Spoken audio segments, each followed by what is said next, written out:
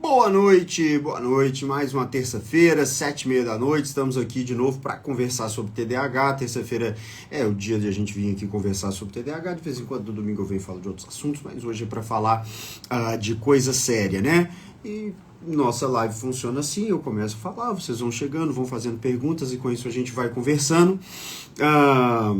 Eu vou aproveitar para falar antes de vocês começarem a me perguntar sobre dois assuntos que não têm a ver com o TDAH, mas que eu vou aproveitar para falar.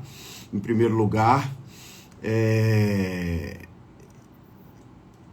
gente, é muito bom ser cruzeirense, né? O time tá começando, tá devagar e tudo mais, mas o Pesolano realmente, que técnico maravilhoso. Foi muito bom o jogo ontem, infelizmente não ganhamos, mas jogamos muito bem, fiquei muito feliz com isso. Segunda coisa, eu falo às vezes sobre o Big Brother, né? E aconteceu ontem o jogo da discórdia, teve uma situação do César falando com o Alface, eu achei muito legal, gostei dele ter falado umas coisas, umas verdades com o Alface, mas depois hoje quando eu fui ver de novo, ele citou também que o Alface talvez tivesse um problema psiquiátrico, que ele precisasse de procurar um psiquiatra, que ele tem algum transtorno e tal, num tom de ofensa. E realmente isso é uma coisa que não é legal, né? Bom, eu tenho TDAH, muita gente que está por aqui tem, tantas outras pessoas têm quadros de depressão, de ansiedade, outros transtornos, transtorno bipolar, esquizofrenia e tal. Ter uma doença mental não é ofensa, ter um transtorno qualquer psiquiátrico não é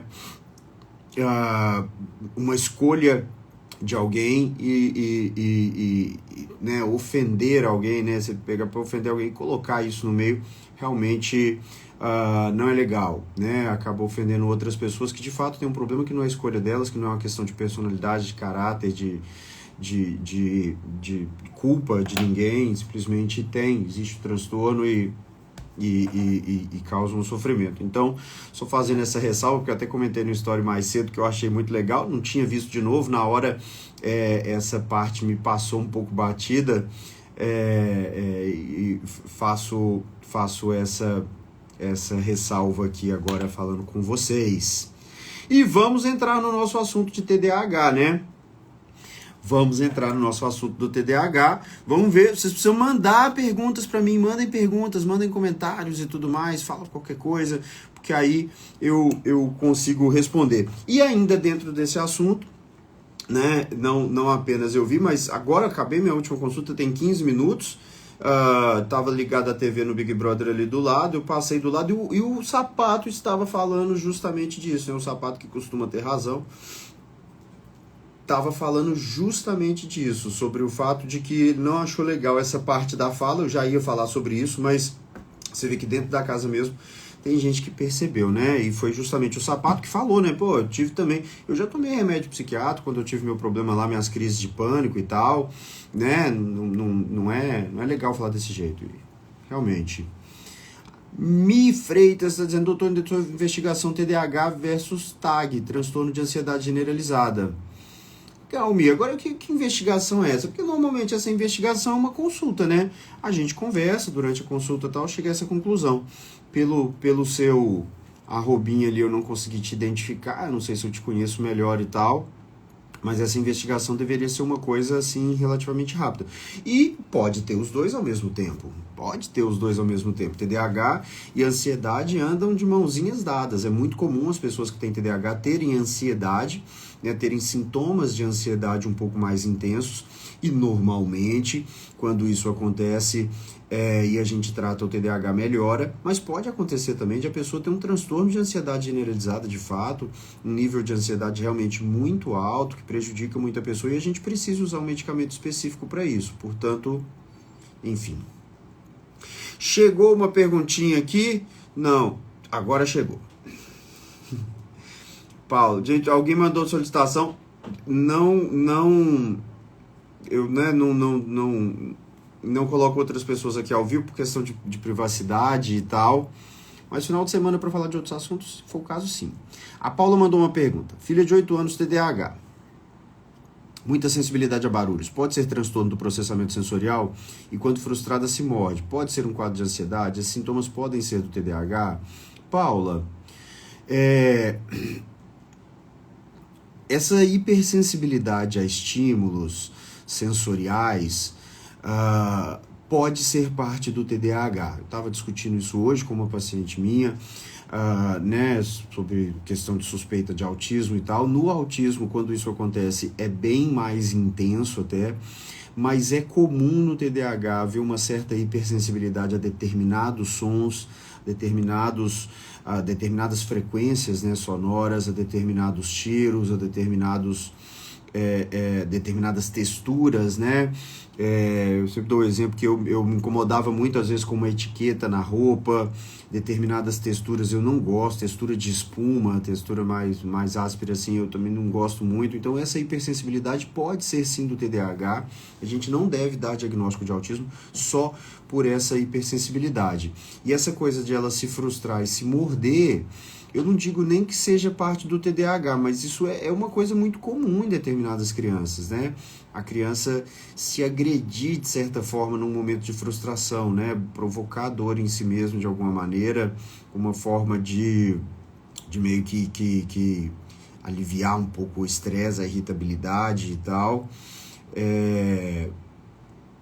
Mas se é só quando ela está mais frustrada que isso acontece, eu não acho que seja um quadro de ansiedade generalizada. Até porque com 8 anos, mesmo que a gente perceba uma ansiedade mais intensa, a gente vai tentar tratar essa ansiedade através de mudanças na rotina da criança, mudanças no ambiente, na forma com que a gente se comporta perto da criança. Psicoterapia muitas vezes vai ajudar também. Então, né? Mas tudo pode estar relacionado ao TDAH. Mas nada disso é suficiente para a gente dar o diagnóstico, tá certo? É preciso que ela tenha o quadro ou de desatenção, né? Dificuldade para manter o foco de atenção em tarefas que não proporcionam feedback imediato, que não são urgentes, ou que não proporcionam alto nível de estimulação para a criança, né? E aí para cada criança é diferente, o que vai estimulá-la ou não. Tem que estar presente, ou a hiperatividade motora, a impulsividade mais intensa tem que estar presente para o diagnóstico de TDAH. Só isso não é suficiente, não. Aí, Yara, como você divide o Venvanse de 70 para dose de 30? Estou apanhando. Bom, se você quer dividir para dose de 30, você não fez isso na farmácia de manipulação, a melhor forma de fazer, na minha opinião, é a seguinte: pega uma seringa, compra na farmácia uma seringa de 10 ml, que é uma seringa maior, né? Tem um volume maior ali, né? Cabe um volume maior de líquido. Você enche essa seringa com os 10 ml, coloca esses 10 ml num copo, numa xícara, num recipiente qualquer, abre o remédio ali dentro. Abre a cápsula, ela vai se dissolver nessa água totalmente. E aí você enche de novo a seringa. Se você fez isso com Venvanse de 70, você tem agora 0,7. Aliás, você tem 7 miligramas por ml, tá certo? Quer ficar mais fácil de fazer as contas? Coloca 7 ml nessa seringa. Agora você tem 10 miligramas em cada ml. Então, você vai pegar, colocar ali num copo, jogar direto na boca e tomar 3 ml do 7. Ou tomar ali para fazer 30, se fosse 0,7, você precisaria tomar 4, pouquinho, 4,5 mais ou menos. Minha recomendação, toma metade num dia, metade no outro. 35 para 30 faz muito pouca diferença, fica bem com 30, provavelmente vai ficar bem com 35 também, certo? Depois guarda essa seringuinha e usa no outro dia. Rênia Sanglar, boa noite. A Ritalina para mim não fez o mesmo efeito que o Venvanse. Por que isso ocorre? Rênia, é muito comum isso acontecer. São substâncias diferentes, né? São medicamentos diferentes, drogas diferentes, e algumas pessoas se sentem melhor com uma ou com outra. Mas, em geral, a gente vai precisar, para ter o mesmo efeito que a pessoa tem de 30 miligramas de Venvanse, pelo menos 1,5 comprimido de Ritalina por vez que tomar. E vai ter que tomar esse remédio 3 vezes por dia. Então, se adaptou melhor com Venvanse, fica com Venvanse. É um excelente medicamento, foi bom, foi melhor, vamos ficar com ele. Se por acaso, né, você quer experimentar, quer forçar um pouco mais com a Ritalina, questão de preço e tal, talvez uma dose um pouco maior seja um efeito melhor, tem um efeito melhor. E para algumas pessoas a Ritalina é melhor do que o Venvanse, para outras o Venvanse é melhor que a Ritalina. Isso é de cada um. Aline Cristina. Boa noite, meu filho tem 6 anos. Range os dentes ao dormir e ao fazer dever tem que tirar tudo da frente dele para ele prestar atenção. O que pode ser isso? A questão do ranger os dentes ao dormir pode ser muita coisa diferente. Aí é muito mais para um dentista avaliar o que está acontecendo com esse ranger de dentes. Agora, tem que tirar tudo da frente dele para ele prestar atenção, aí já desperta a suspeita do TDAH. Então, vale a pena fazer uma investigação. Agora, se quando tirou tudo da frente ele consegue prestar atenção, em geral, a gente que tem TDAH, a gente se perde nos próprios pensamentos. Às vezes você tira todos os estímulos de volta para a criança prestar atenção e mesmo assim ele continua se distraindo, continua mantendo esse problema, né? A dificuldade de manter o foco da atenção naquilo que realmente é importante. Em geral, o que ajuda mesmo é ter alguém fazendo, né? Dividindo. Então vamos lá, lê a questão. Leu, pronto, entendeu o que significa essa pergunta? Beleza, é isso? Ótimo, então o que você vai responder? Aí ele fala o que ele vai responder, então agora você escreve. Ele escreve, vamos para a próxima questão. E se tem alguém fazendo isso, trazendo esse feedback rápido, esse feedback mais imediato, costuma funcionar muito melhor. Mas se tiver TDAH, o ideal é a gente tratar usando a medicação. Mari Monteiro, minha filha tem 13 anos, TDAH, mas aqui na minha cidade não sabem nada, socorro. Mari, não é só na sua cidade, não, em muitos lugares, mesmo em grandes cidades e tal, tem profissionais que realmente não entendem muito sobre isso.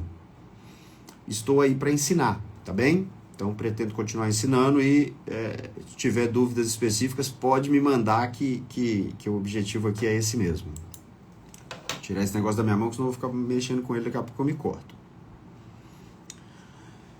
Pedro Paulo, boa noite, doutor. Uma pessoa já nasce com TDAH, ele pode ser desenvolvido. Criança exposta muito tempo à tela pode desenvolver o transtorno? Não, Pedro.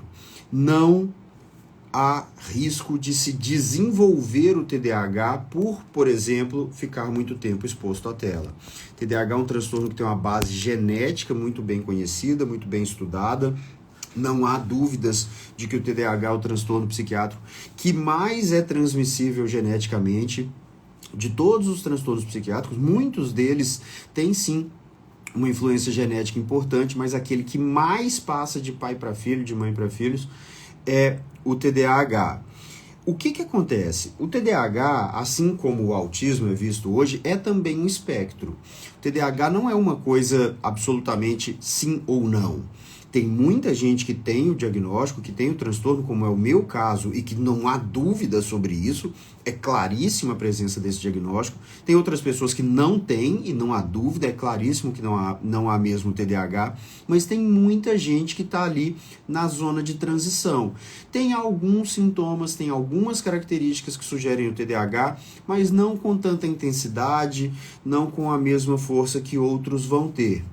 E essa pessoa, ela pode, num determinado momento da vida, passar por uma avaliação para se procurar ali o TDAH e tá tudo muito bem equilibrado na vida, tá no começo da vida escolar, tá numa boa escola, os pais estimulam corretamente, a escola oferece a educação que tem que oferecer de uma forma adequada para a pessoa que é um pouco mais desatenta ou que é um pouco mais hiperativa e tudo mais.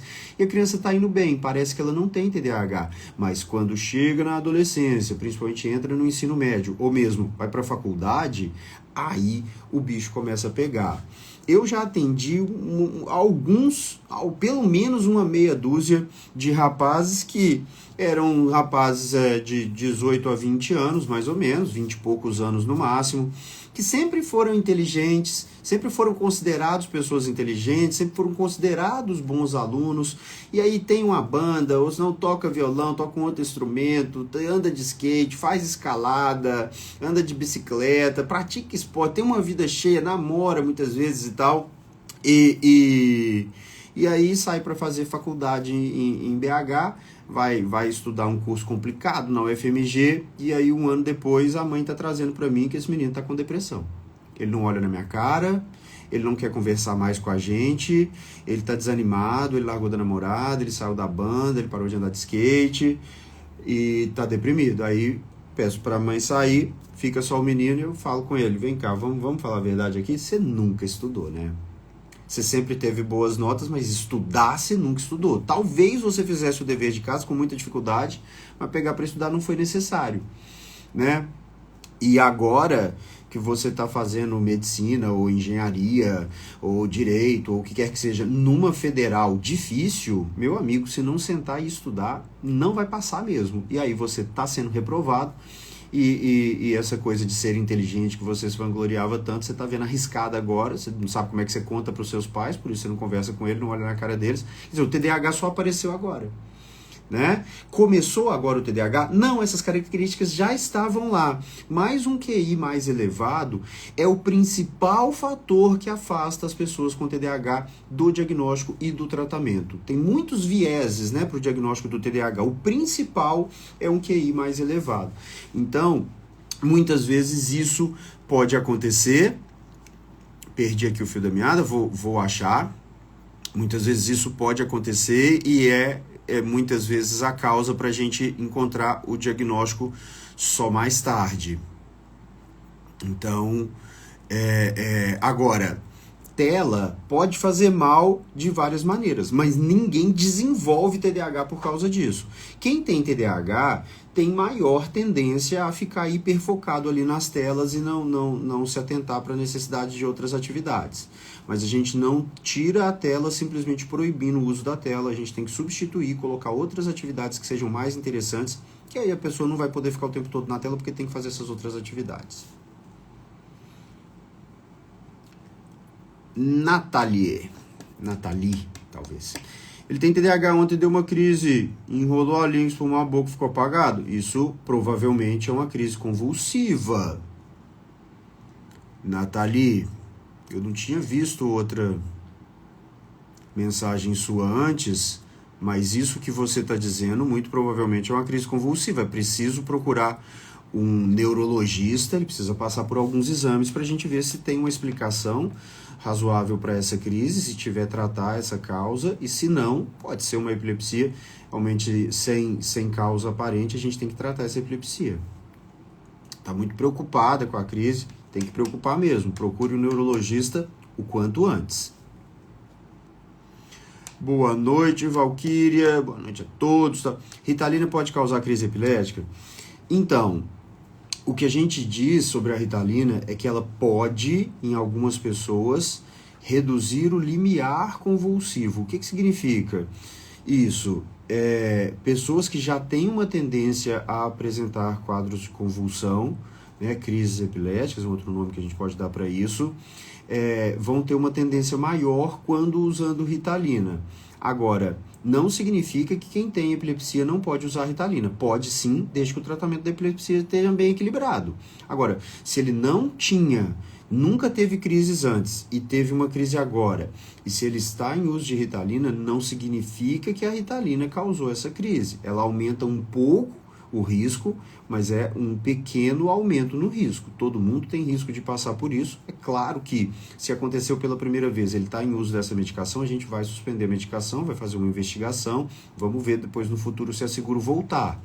Mas tenho muitos pacientes que têm epilepsia, tomam seu anticonvulsivante e tem TDAH e toma também a Ritalina ou o Venvance e estão muito bem, não tem mais crises por causa disso. Muschini, que está sempre aqui com a gente, tem alguma relação entre TDAH e toque? Eu tenho os dois. Estou presa em contar horas. Tem uma relação. Tem. Mas eu não me sinto totalmente à vontade para falar sobre isso aqui, porque eu não consegui desvendar ainda de forma satisfatória para mim mesmo qual que é essa relação. Mas existe uma relação. Eu tenho um paciente que tem toque clássico, grave, incapacitante. Né? Ele não conseguiu concluir os estudos, por exemplo, porque ele não conseguia chegar na escola na hora de forma nenhuma. Ele não conseguia se manter num trabalho porque ele tinha que repetir as coisas muitas vezes e nenhum trabalho ele dava certo.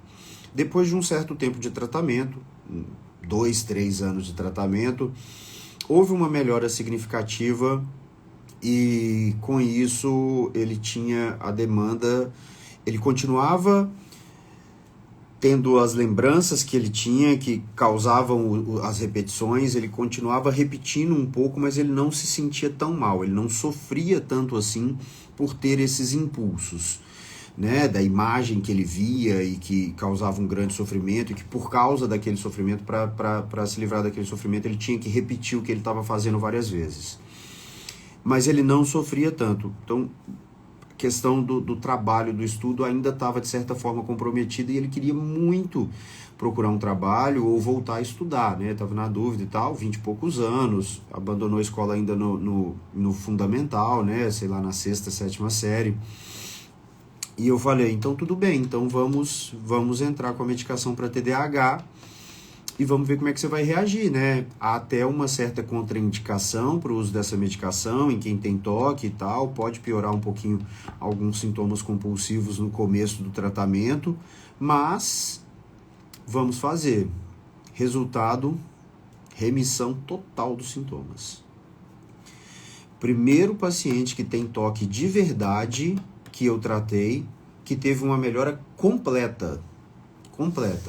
Não tem mais sintomas de toque. E aquilo me espantou muito. Então eu fui procurar mais sobre o assunto, pesquisa científica, né, procurando nos artigos originais, coisa que é complicado, né, encontrei pouquíssima coisa, mas pouco tempo depois me chega outro paciente que eu já tenho há um bom tempo, também com um toque grave, também com um prejuízo funcional muito grande. Falei, vamos usar também em você. E funcionou. E assim eu fiz com o 3º, com o 4º, com o 5º, e todos os meus pacientes que têm toque hoje usam remédio para TDAH e todos tiveram uma melhora. Muitos, remissão total dos sintomas. Não há literatura científica sobre isso. Não há. Vou pesquisar mais uma vez aqui, que já fica aberto aqui o tempo todo, mas não há literatura científica sobre isso. Pelo menos não havia até alguns meses atrás. Mas eu vejo uma relação. Existe uma relação. E por coincidência eu acabei percebendo isso, já falei com alguns colegas sobre isso, outros também estão fazendo isso, né, usando esses medicamentos, principalmente a Ritalina, né, o metilfenidato, estão vendo também melhora.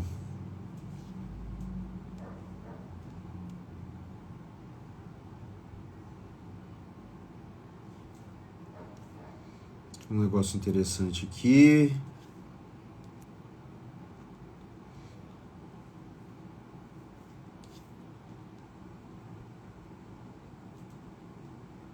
Aqui, ó. Tem alguns estudos começando a surgir. Combinação de fluvoxamina com metilfenidato de liberação lenta melhorou a resposta comparado com a fluvoxamina sozinho, né, que é o Luvox. A gente usa muito no toque. Tem um estudo aqui sobre síndrome, transtorno de acumulação.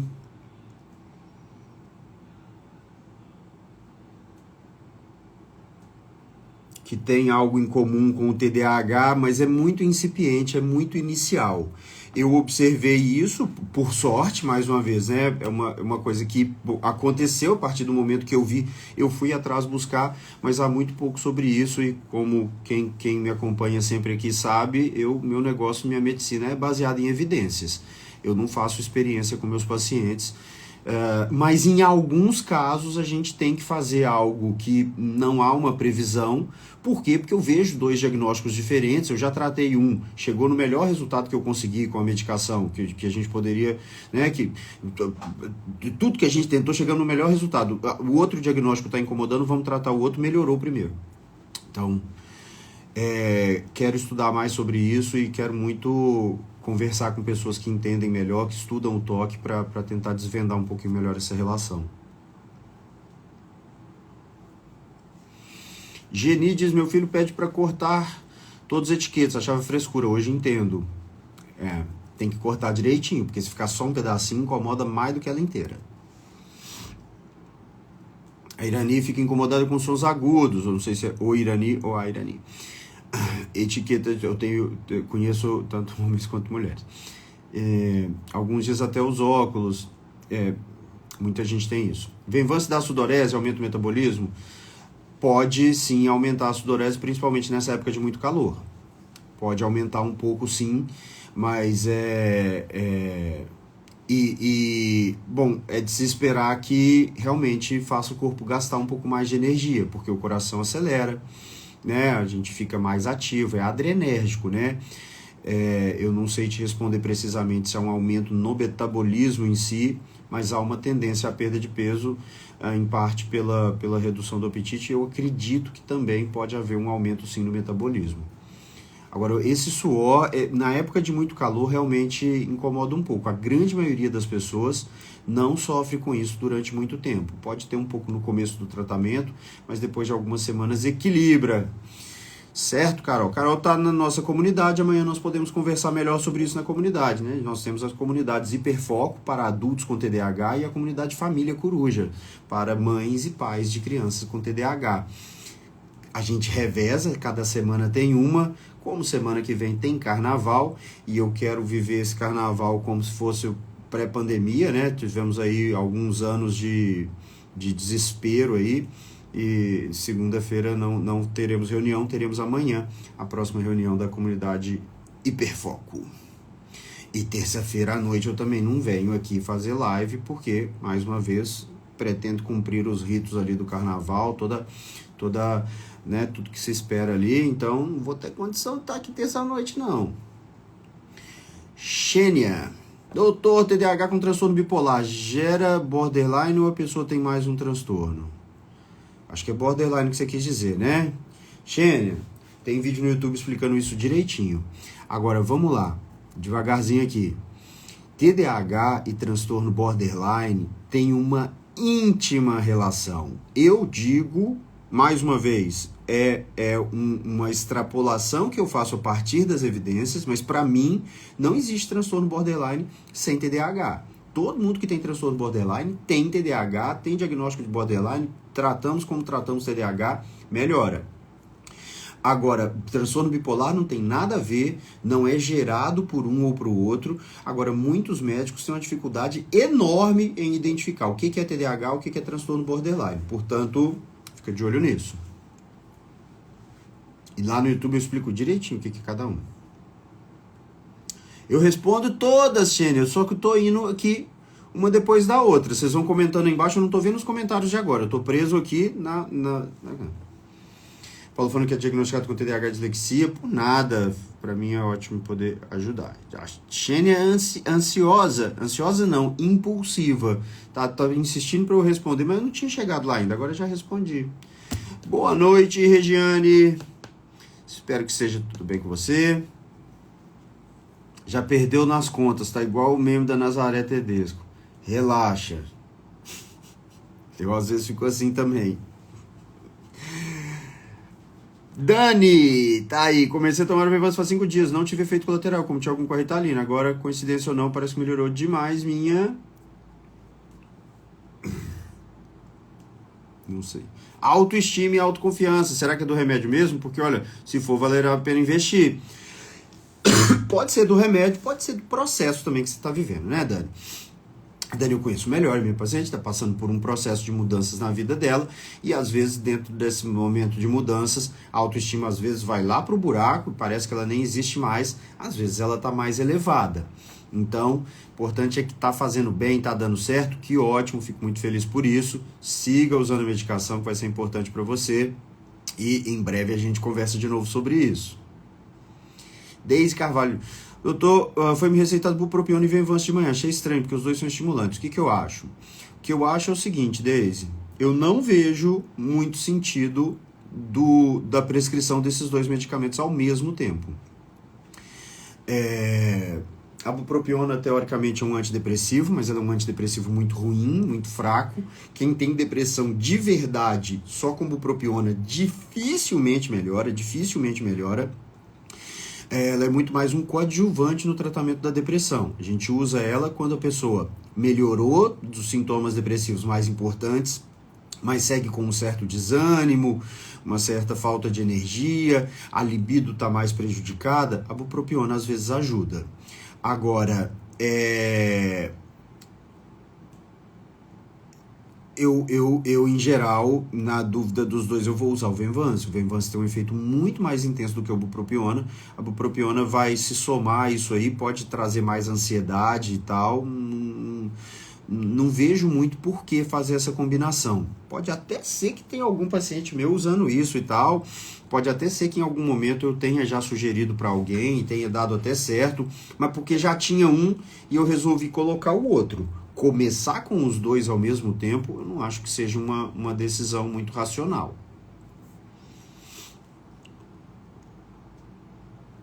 Dose literária. Boa noite. Uma pessoa diagnosticada com TDAH tem que fazer consulta todo mês para ter acesso às receitas dos remédios? Depende do médico, dose literária. Depende do médico. Os meus pacientes, em geral, eu dou remédio, dou receitas para 3 a 4 meses. Então, depende do médico, certo? Eu considero que, uma vez que o tratamento está bem equilibrado, como é que eu faço em geral? Fizemos uma consulta, minha conclusão é que você tem TDAH, eu vou te passar a medicação. Cerca de 2 semanas após o uso da medicação, nós teremos uma revisão, que pode até ser adiantada, caso você não esteja se sentindo bem, fala com a Carol, a gente vê se é possível adiantar. Né? Se tiver espaço na agenda, a gente faz sim, se não tiver espaço na agenda, eu te ligo para saber o que está acontecendo, ou te mando mensagem, mas enfim, né? A gente tenta ajudar a resolver. Depois dessa revisão, se parece que foi legal, tá tudo bem, a gente às vezes faz um pequeno ajuste na dose e tal, aí eu vou pedir para marcar uma outra consulta com 2 meses. Depois desses 2 meses, se realmente adaptou bem, tá tudo legal, não vejo por que não dar receita para os próximos 4 meses, sempre com o alerta de que se acontecer algo fora do normal, né, fora do comum, me procura de novo que a gente vê o que pode ser feito. Então é a forma que eu tenho de trabalhar. Realmente muita gente me fala sobre médicos que exigem que volte até ele todo mês para pegar uma nova receita. Tem médico que dá um tanto de receita sem data, isso eu não faço de jeito nenhum. Mas varia para cada um. Como saber que a dose de 30 está suficiente? Dani, tá bom, vamos manter ela por um tempo. Tá sendo legal, a gente mantém por um tempo, algumas semanas. Depois de algumas semanas a gente pode avaliar uma dose um pouquinho maior. Mas é uma questão muito de perfil de efeito colateral que está acontecendo ou não e tal. Mas não, se está sendo positivo, não tem necessidade de a gente acelerar esse processo de ajuste de dose. O ajuste de dose deve ser feito num prazo curto, em alguns meses no máximo, mas em geral assim, 4, 6, 8 semanas é o suficiente para a gente ajustar as doses. Tem gente que fica mais tempo com a dose inicial para depois tentar um pouco mais e tal, mas não é uma coisa que tem que ser super lenta, mas a gente também não deve correr demais.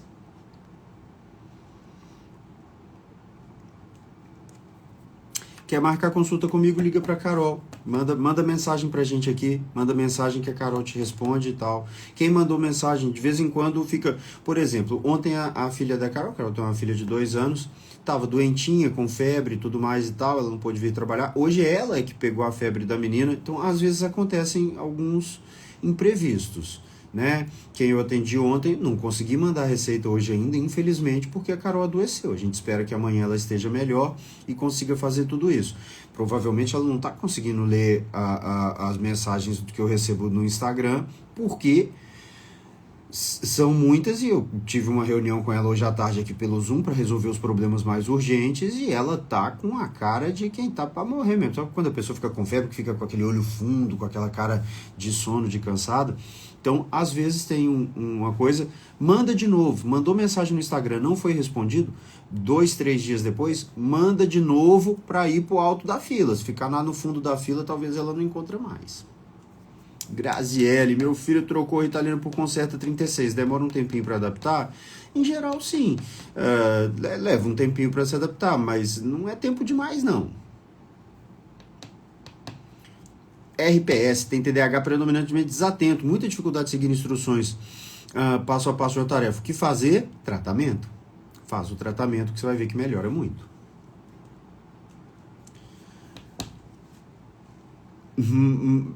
Tratamento é remédio mesmo, não tem jeito. Remédio, no caso do TDAH é remédio. Em outros casos não, mas pro TDAH é remédio mesmo. Manu, boa noite, me chamo Manuela, sou mãe de filho TDAH, 7 anos, estou procurando informar sobre o assunto, vejo algumas pessoas com vários seguidores falando que o TDAH se desenvolve.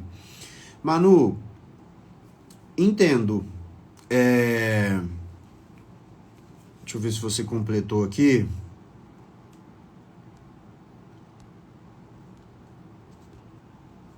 Não, pelo menos não muito rápido. Entendo que várias pessoas falem isso. Não é a realidade. Eu já falei aqui no começo sobre isso, outra pessoa perguntou, né? Não é a realidade. Eu tenho compromisso com a ciência, certo? Eu realmente, a gente estuda muito, a gente se prepara muito. Eu não teria cara de pau para vir aqui ficar inventando coisas para vocês. É claro que, como eu já disse, a gente às vezes extrapola um pouquinho na compreensão, né?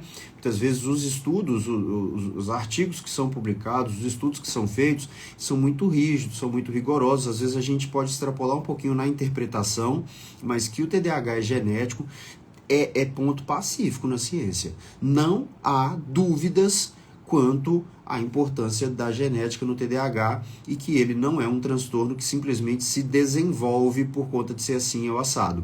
Agora, se eu quiser te vender um treinamento para que você possa impedir que o seu filho tenha TDAH ou para que você possa tratar o TDAH do seu filho através da mudança de comportamento e assim ele vai deixar de ter o TDAH que ele desenvolveu, eu preciso dizer que o TDAH é desenvolvido e que é assim que funciona, né? Eu não ganho dinheiro da indústria farmacêutica, não sou funcionário deles, já trabalhei para eles assim pontualmente, me pede para dar uma aula, me pede para participar de um treinamento lá deles e tudo mais e tal, né? Já tive sim, mas não tô na folha de pagamento deles, não tô para defender uma indústria ou outra ou qualquer coisa assim.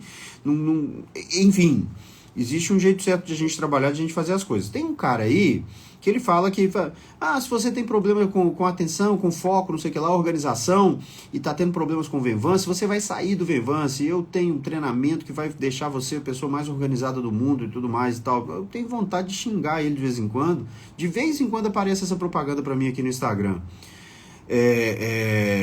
Não existe isso. Agora, o produto dele, né, depende de ele colocar essa teoria. Então as pessoas realmente abusam da boa vontade do próprio público e falam aquilo que a família quer ouvir e aí vende. Não é assim que funciona. E ganha mais seguidor, né?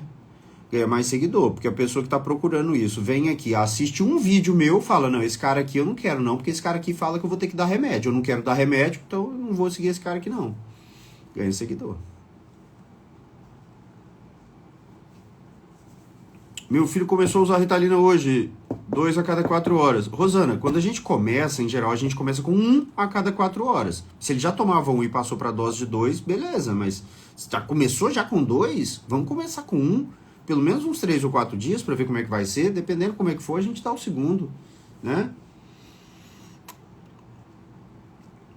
Laila, meu pequeno toma Ritalina após ir para a escola e após o almoço, só que desenvolveu quadro de agitação e de agressividade. O que fazer? Laila, o efeito da Ritalina é esperado por cerca de 3 a 4 horas nas crianças.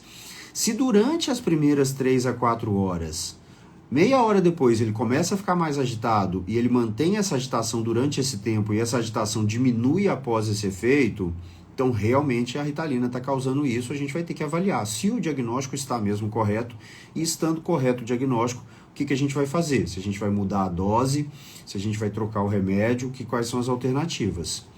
Se por acaso ele fica mais agitado quando ele volta da escola ou ao final da tarde, porque eu entendi que ele estuda de manhã, né? Se é no final da tarde que ele está irritado, que ele está agitado, então é porque o efeito do remédio passou. Primeira coisa a fazer é esperar, porque ele vai acostumar com esse efeito e ele vai diminuir esse efeito rebote, né, esse efeito da retirada do remédio, mas a gente pode também ajustar a dose, os horários, para que ele também esteja sob o efeito do remédio nesse momento aí, até próximo da hora de dormir. Então, é fundamental fazer essa distinção. O efeito que o remédio causa no máximo por 4 horas. Depois dessas 3, 4 horas, se aí que veio a agitação, então o remédio está sendo positivo e é a falta dele que está fazendo com que ele fique mais irritado, mais agitado.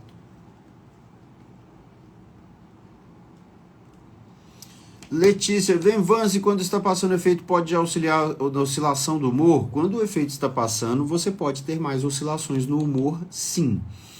Oscilações no humor, no sentido hiperreatividade do humor, uma pessoa que é muito sensível a qualquer coisa que traga uma emoção, isso é típico do TDAH. E quando a gente usa o remédio, melhora durante o tempo de ação do remédio, e para muitas pessoas, quando chega de noite, esses sintomas costumam voltar.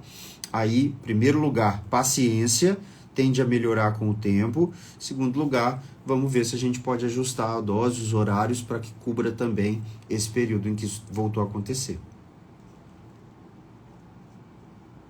É o mesmo caso da criança que fica irritada, né? Ricardo, os doutor TDAH e TEA nível 1 de suporte, como diferenciar os dois transtornos, tendo ambos no indivíduo? Ricardo, quase todos os pacientes que eu recebi que vieram com esses dois diagnósticos só tinham o TDAH. O que é importante a gente identificar nesses casos? Em primeiro lugar, se há o TDAH, há indicação de tratar com psicoestimulantes. Então a gente tem que buscar fazer o tratamento com psicoestimulantes. Com o tratamento sendo bem ajustado, estando bem equilibrado, a gente vai conseguir identificar melhor se tem algum sintoma ainda que justifique esse diagnóstico de TEA ou não. Pode ser que não. E é aí que eu vou perceber que muitos dos pacientes que eu recebo que tinham esse diagnóstico antes já não têm. Segunda coisa que é importante a gente entender: transtorno do espectro autista nível 1 de suporte não deve tomar remédios para o transtorno. Nível 1 de suporte significa que ele tem uma capacidade intelectual plenamente preservada, que ele tem uma capacidade de socialização razoável, que ele tem uma capacidade de controlar essa rigidez mental razoável, que ele tem poucos sintomas. A gente só usa remédio no autismo quando há um muito alto nível de irritabilidade, de agressividade, de alteração de sono. E se há um nível muito alto de irritabilidade, de agressividade, de alteração de sono que justifique a utilização de antipsicóticos, então essa criança já não é nível 1 de suporte. Já não é nível 1 de suporte. Cuidado com a máfia do diagnóstico, porque é igual o caso lá do TDAH ser desenvolvido. Se a pessoa tem uma empresa que oferece todos os tipos de treinamento para autismo, de várias coisas e tudo mais e tal, você chega lá, a chance de você receber o diagnóstico é maior. Não é a realidade da grande maioria dos profissionais, mas tem aumentado muito aí o número de pessoas que trabalham realmente numa ausência total de ética e eu diria até mesmo de moral, né? Porque dão diagnósticos para crianças simplesmente para vender um tratamento depois. Muito cuidado com isso. E como diferenciar o que é de um e o que é do outro? É dificílimo, porque muitos dos sintomas presentes em autistas do nível 1 podem estar presentes também no TDAH.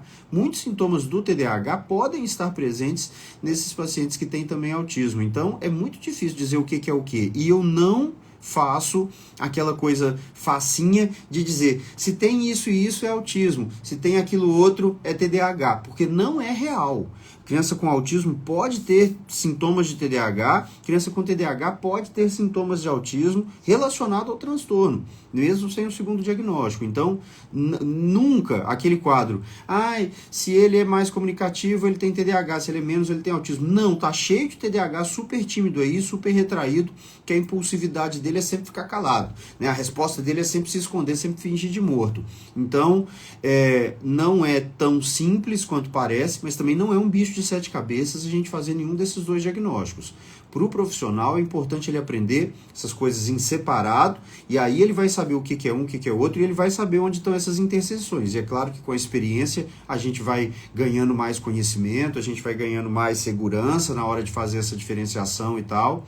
Mas assim, sempre suspeita. Recebeu esses 2 diagnósticos, sempre suspeita. E se tem autismo, não há medicamento a ser passado para autismo nível 1 de desenvolvimento. Luciano é dentista, mas não escutou a pergunta. Não sei agora, não sei qual foi a pergunta. Será que é lá atrás ainda?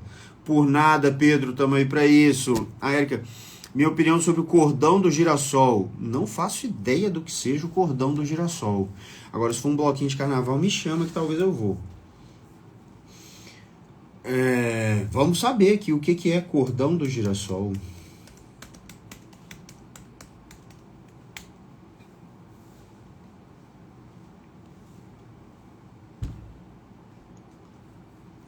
Cordão do girassol. Autismo. Me parece que é um cordão mesmo. O cordão do girassol é aprovado como identificação de deficiência oculta. Ao usar o símbolo, portadores das chamadas deficiências... Meu Deus. Estão isentos de explicações e justificativas, evitando constrangimento. Oh, que bonitinho, né? Coloque uma placa no seu peito dizendo que você tem um transtorno para evitar constrangimentos.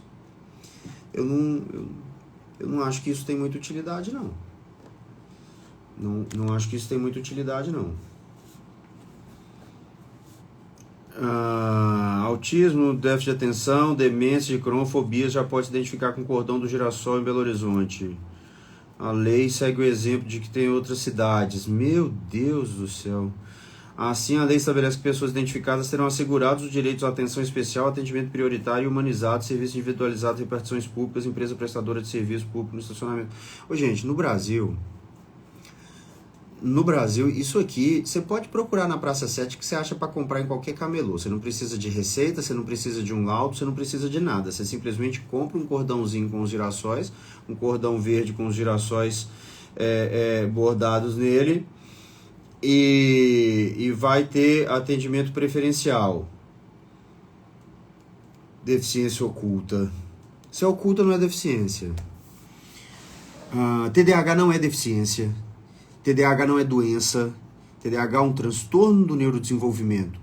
Está associado a diversos riscos à saúde, está associado ao aumento da mortalidade em todas as idades, está associado ao aumento de dependência, de uso precoce, abuso, uso nocivo, dependência das mais variadas substâncias que você pode imaginar, está associado a um aumento da incidência de suicídio, de tudo. Mas nós não precisamos de atendimento preferencial, de atendimento especializado, não tem.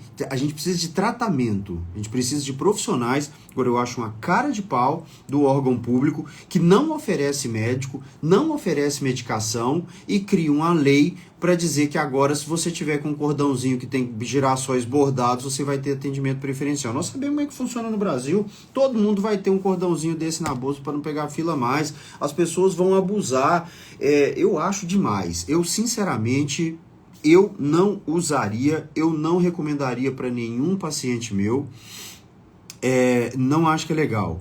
Vou lembrar aqui para vocês do filme do Coringa. Quem não assistiu o meu vídeo que está no YouTube sobre o filme do Coringa, vai lá assistir que vocês vão entender um pouquinho melhor a minha opinião sobre várias dessas questões aí que envolvem a saúde mental e a proteção desses pacientes e tal. Tem uma cena no filme, não é spoiler não, uma cena isolada do filme. Tem uma cena no filme que ele tá num ônibus e aí tem um menino sentado ao lado da mãe na frente, o menino olha para trás e aí ele faz tipo uma careta, uma brincadeira com o menino, fazendo uns rostos assim e tal. O menino parece que tá achando aquilo mais ou menos interessante. A mãe olha para trás e briga com ele. E aí ele começa a dar aquela risada que aparentemente é compulsiva dele, né? Que acontece num momento em que ele tá sob estresse. E a mãe fica nervosa com aquela situação. A mãe acha muito ruim com ele. E aí o que ele faz? Enfia a mão no bolso e tira um cartãozinho e entrega para a mãe. No cartãozinho está escrito: eu tenho uma doença mental, essa risada não é de propósito, não estou fazendo graça com você, eu não consigo controlar esse sintoma. Basicamente é o que está escrito no cartão. E o que acontece quando ele entrega esse cartão? A mulher se constrange, devolve o cartão e olha para frente. E para de implicar com ele. Então muita gente fala que naquele filme fica muito claro como uma pessoa que tem uma doença mental, ela é maltratada pela sociedade, como isso gera um preconceito. Mentira! Não é que alguém está mentindo ao falar isso, mas é uma percepção enganosa. Pelo contrário, a doença mental protege ele.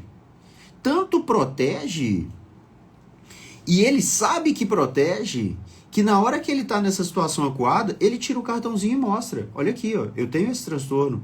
Que a pessoa ande com um cartão no bolso, dizendo, né, um bilhete, qualquer uma coisa, dizendo, olha, eu tenho esse determinado transtorno, se acontecer tais coisas, me desculpe, não foi minha vontade, é por causa do transtorno, até vai lá, mas ainda assim as pessoas abusam. Como ele está abusando naquele momento. Porque ele de fato tem controle daquela risada, pelo menos na maioria das vezes ele tem controle daquilo. Tanto que ele usa num determinado momento para ofender o anão, né, o personagem lá que é um anão. E ele sabe que ele vai ser protegido pelo cartão, tanto que ele usa. Tanto que ele carrega ele no bolso. Porque se ele achasse que ele ia sofrer um preconceito e ser maltratado por estar mostrando aquele cartão, ele não usaria. Agora, há sim um olhar meio, né? Essa pessoa é uma pessoa que tem um transtorno, é uma pessoa que tem uma doença. Há sim algo de coisa. Mas hoje em dia, na sociedade que a gente vive, a tendência é que você vai ser protegido por esse tipo de coisa. Só que vale o constrangimento, entre aspas, não sei se vai se sentir constrangido ou não, de estar sempre com um crachazinho, o crachá. Para mim é um crachá. Né? Não vamos rotular as pessoas. Não vamos rotular essas pessoas que têm esse tipo de transtorno. Vamos colocar um colar de girassol no pescoço delas para elas serem facilmente identificadas. Que não rotular que é esse? Que merda que é essa? Não entra na minha cabeça. Não entra na minha cabeça. Mas a mãe, muitas vezes, tem uma tendência super protetora e quer proteger o filho. Então vamos fazer isso sim, porque para que ele seja protegido nesses ambientes. Ele precisa aprender a lidar nesses ambientes melhor.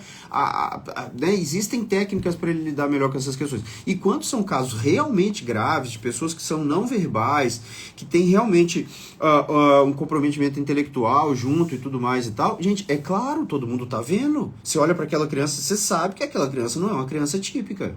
Agora, uma criança que tem TDAH, usar um crachá de TDAH, que depender de mim, ninguém vai usar. Hipocrisia ganhar voto nas costas dos outros. Sinceramente. Jerusa hoje não tem perguntas. Tá aqui ouvindo as... Obrigado, Jerusa. Geisa, necessário para a humanidade. Não. Sou só mais um. Nós profissionais que trabalhamos com transtornos precisamos entender o TDAH. Sou psicopedagoga, pessoa com TDAH, diagnosticada aos 32 anos. Obrigado, Geisa, obrigado. Estou fazendo um trabalho que eu acho que é importante, sim, mas necessário não. Contraindicação da Ritalina para pessoa com disfunções tireoidianas, não há qualquer contraindicação da Ritalina para quem tem problema de tireoide. Pode usar normalmente, trate a tireoide, mas pode usar normalmente. Marquinho, tudo bem, o uso da Ritalina pode ser feito por jogadores de futebol, não acusa no doping? Marquinho, não sei. Já tive essa dúvida muitas vezes, já tentei pesquisar, não encontrei. O que eu sei, porque eu participei no último Congresso Mundial de TDAH, que foi online. Uma das mesas contou com a presença de um psiquiatra americano que é especialista em psiquiatria do esporte e que trabalha com vários jogadores da Liga de Futebol Americano. E na Liga de Futebol Americano nos Estados Unidos, que lá eles chamam só de futebol, o que eu considero extremamente ofensivo com o resto do mundo que conhece o futebol de verdade. Mas, enfim, na Liga de Futebol Americano dos Estados Unidos, se você tiver o diagnóstico dado, né, um laudo dado por um dos médicos da liga, você pode usar o psicoestimulante.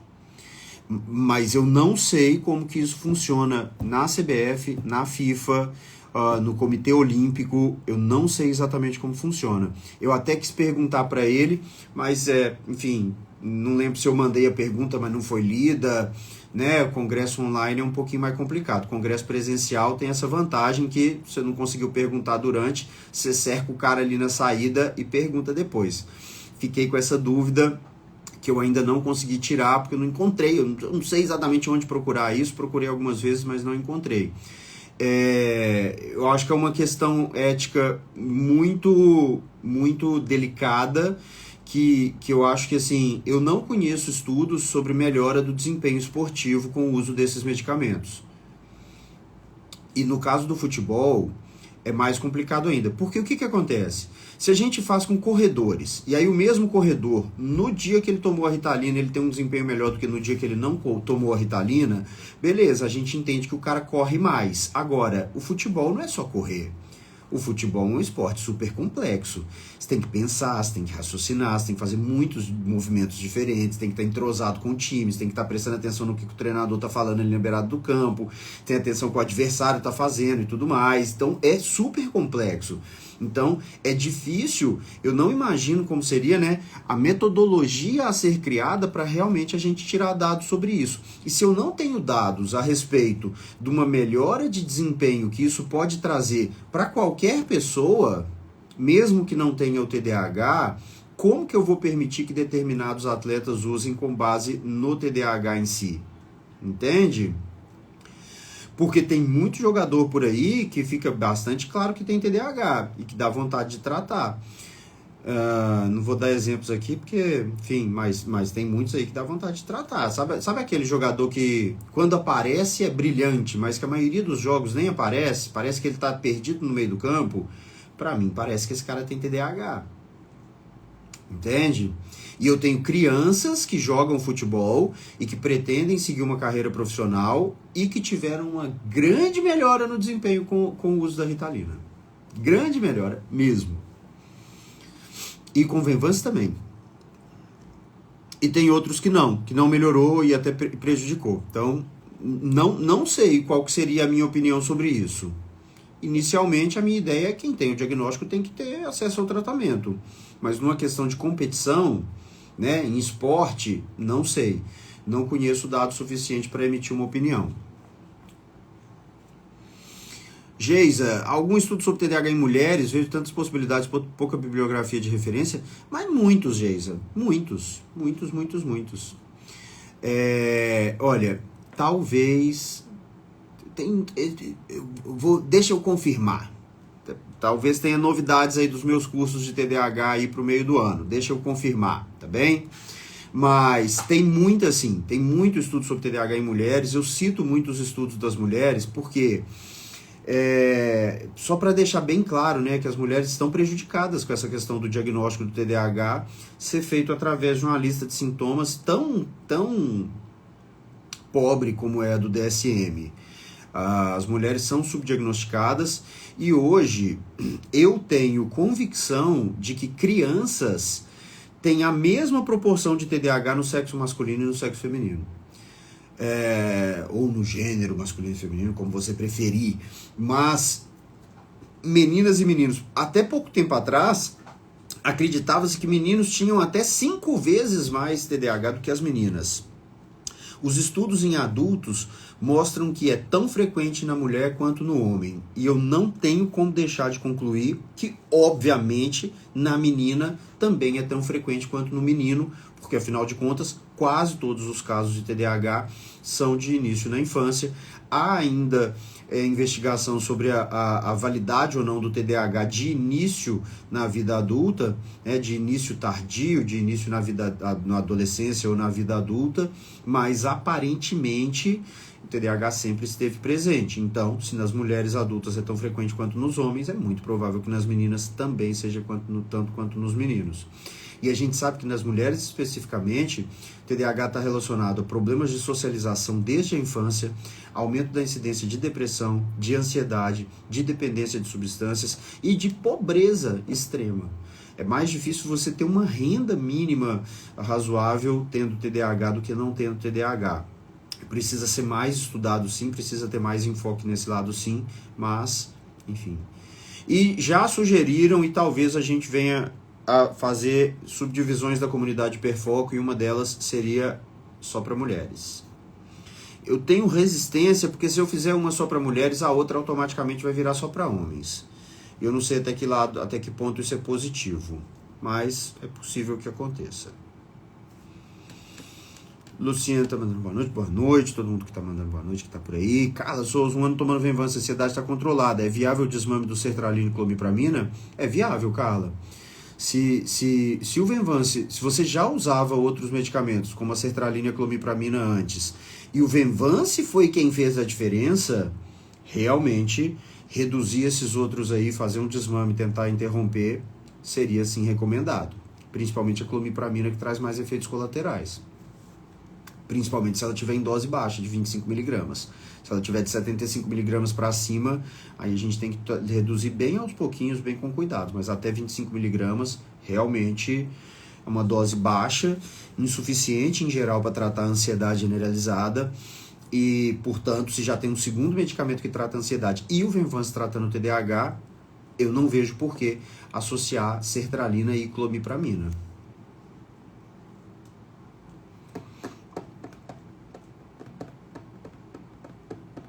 Luciana respondeu aqui o Marquinho, mas eu não entendi. Henrique, tem o toque, aparentemente foi diagnosticado com TDAH. Henrique, trate o TDAH, muito provavelmente seu toque vai melhorar. Trate o TDAH, seu toque deve melhorar. Mas pode ser que não, mas na minha experiência é o que eu vejo. Mais uma vez, eu gosto de deixar bem claro que é a minha experiência, porque a minha experiência não é evidência científica suficiente, porém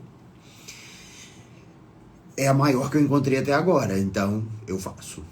Deve ter relação, sinto sintomas de toque, o Venvanse melhorou muito isso, tá vendo? Carla, mais uma que percebeu aí essa relação. Muschini também.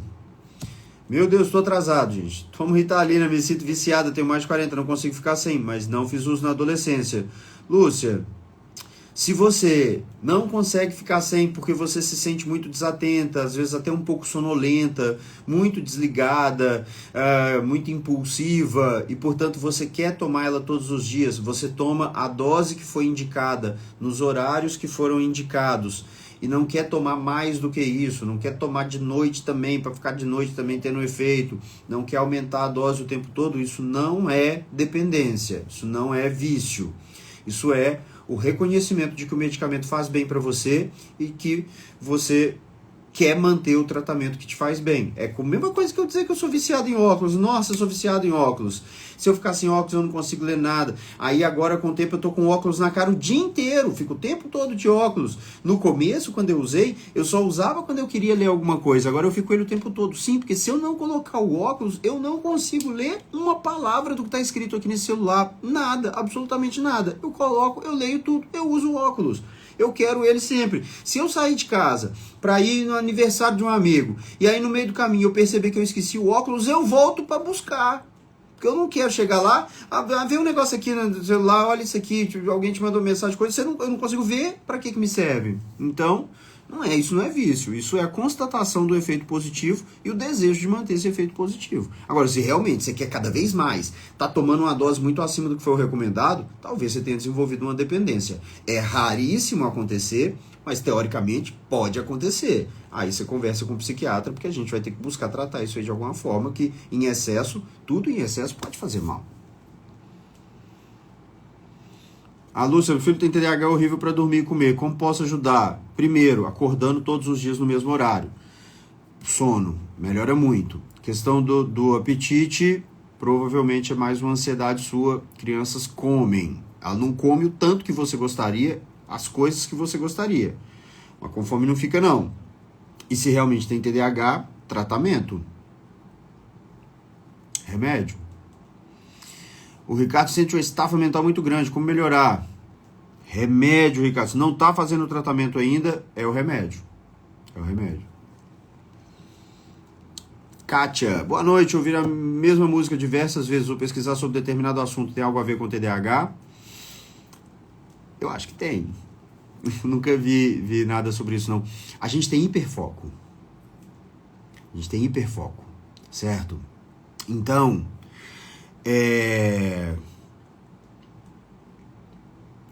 uma vez, pra dar um exemplo, quando eu era adolescente, meu pai resolveu fazer uma viagem para o Uruguai, com a família toda. Eu, ele, minha mãe e minhas duas irmãs, de carro, em uma semana.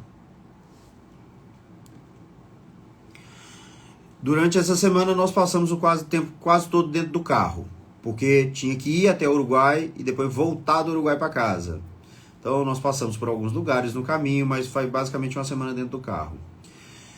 Eu tinha, pela primeira vez na minha vida, conseguido que um colega gravasse para mim numa fita o álbum branco dos Beatles, pois eu ouvi ele durante 7 dias no Walkman.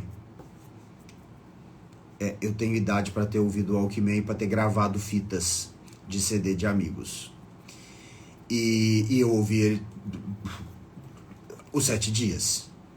Tá certo. Tô dando um exemplo meio ruim, porque eu tô falando de uma obra-prima da música em toda a história. Mas é assim que acontece. Às vezes você coloca uma música que eu ouvi só aquela música várias vezes. Quando lançaram o disco, né, uma parceria do Zé Ramalho com o Fagner, e eu ouvi a versão deles de Asa Partida, do Fagner, eu ouvi Asa Partida e só Asa Partida durante pelo menos uma semana. Acontece muito comigo. E determinado assunto também. Aliás, eu fiz um videozinho falando disso outro dia. Uma menina que ela aparece mais no TikTok aqui no Instagram, mas ela tá no Instagram, tá no TikTok também. Ela fez um vídeo falando: eu tenho várias pequenas obsessões que eu acho que vão durar a vida inteira, mas não duram. Por exemplo, eu comprei aquarela, eu comprei patins, eu comprei um instrumento, eu comecei a estudar determinada língua e tudo mais. Você fica focado só naquilo durante um certo período, depois você esquece como se nunca mais tivesse acontecido. Isso é típico do TDAH. Venvance, quando está passando o efeito, pode auxiliar na oscilação do humor? Eu não sei se é auxiliar, o que você está dizendo com auxiliar, mas eu já, inclusive, respondi essa pergunta. Pode piorar a oscilação do humor quando o efeito do Venvance passa. Pode piorar, sim. Daniela, meu filho só anda de cuequinha e não sente frio. Tem que ver onde que ele mora, né? Aqui em Patinga você pode andar pelado que você não vai sentir frio. Rosana Carvalho, preciso saber se cloridato, metilfenidato é a mesma coisa de tomar Ritalina. É a mesma coisa. Cloridato, metilfenidato, teoricamente é a mesma coisa que Ritalina, só que é o genérico. Se você perceber que está sendo diferente, volte para o original, mas teoricamente é a mesma coisa.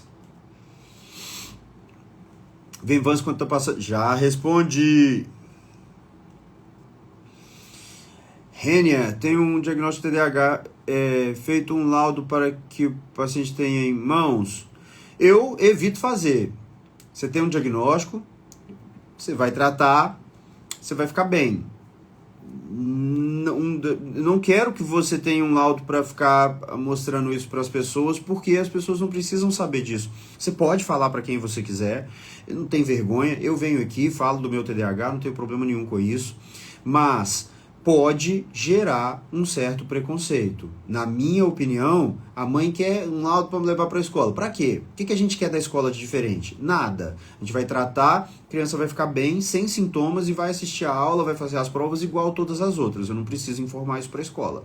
Quando por exemplo, vai fazer um concurso, vai fazer um Enem, pode ter 1 hora a mais de prova, nem sei se é o mais certo. Mas já que existe essa lei, que existe esse direito, eu dou. Vai lá, faz a prova. Mas ter um laudo para mostrar para as pessoas, porque ninguém é obrigado a te perdoar porque você tem TDAH. A empresa te contrata para fazer determinado serviço. Aí chega num certo ponto, você não está conseguindo render o esperado. Aí você vai dizer, não, é porque eu tenho TDAH. A empresa vai dizer, tudo bem? Não. Vai dizer, tudo bem, eu preciso de uma pessoa que consiga fazer esse serviço. Não me importa qual que é a justificativa que você tem para não dar conta, mas se você não dá conta, eu vou ser obrigado a te dispensar, procurar outra pessoa. E é bom para você isso, porque a gente não quer ficar na posição de cartinha branca, que é protegido, que vai continuar mantendo o emprego sem precisar trabalhar, que vai receber o benefício sem precisar se comprometer com nada. Então a gente precisa buscar se adaptar bem à sociedade, à vida em comunidade, ao trabalho, ao estudo e tudo mais e tal. A gente tem que fazer o tratamento, porque o tratamento faz toda a diferença, mas eu não sou favorável do laudo para que, né, a qualquer momento você venha ter uma coisa. Aí tem gente que insiste, eu dou, tá? Um direito seu. Você quer um laudo dizendo qual que é o seu diagnóstico, qual que é o tratamento que você está fazendo? É um direito seu, eu vou te dar. Eu não sugiro que você fique usando. Minha forma de enxergar é essa, né? Já respondi, Letícia. Como sempre. Obrigado, adoro fazer as pessoas rirem. A neuro da minha filha atende 4 em 4 meses. O medicamento não está atendendo as necessidades. Está no conselho 36, não estou vendo diferença. Então, Glaucia, dá pra aumentar essa dose, né? Concerta 36, dá para aumentar ainda. Se no começo foi bom, mas não está tendo mais efeito, talvez tentar uma dose maior ou a troca pelo Venvance. Seriam as duas coisas mais indicadas. Maria Cléas, mistura de ansiedade, síndrome do pânico, depressão, bipolaridade. Vi esse diagnóstico quando o psiquiatra virou. Eu inclinei a cabeça. Maria Cléas, não entendi muito não. Olha, ansiedade e síndrome do pânico são mais ou menos a mesma coisa, tá certo? Nos transtornos relacionados à ansiedade, você tem lá a ansiedade generalizada, a síndrome do pânico e alguns outros. Então, quem tem síndrome do pânico tem ansiedade, então não vejo aí por que colocar dois diagnósticos diferentes. Depressão e bipolaridade, da mesma forma. A depressão faz parte do quadro do transtorno bipolar. Uma pessoa que diz, um profissional que diz que determinado paciente tem depressão e transtorno bipolar, esse profissional não sabe o que está fazendo. É um erro grave, é um erro que demonstra desconhecimento absoluto a respeito do que é o transtorno bipolar. A depressão faz parte dele. Todo mundo que tem transtorno bipolar tem episódios depressivos ao longo da vida. Então, dar esses dois diagnósticos juntos significa um grande desconhecimento da nosologia mesmo psiquiátrica, né? do que é o diagnóstico psiquiátrico. Sugiro procurar um outro profissional se alguém te disse isso. Um psiquiatra, ele diz que você tem ansiedade, síndrome do pânico, depressão e bipolaridade, ou ele não sabe nada, ou ele está querendo te desesperar para sei lá para quê. Não tem sentido.